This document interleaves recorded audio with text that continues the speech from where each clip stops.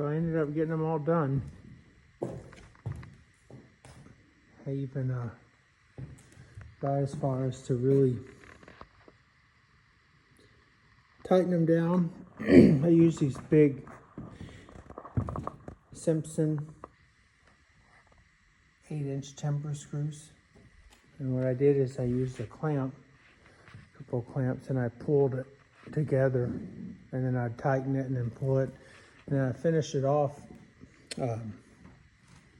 with a ratchet with a T40 on it. So that was able to really get it all done and get it nice and tight.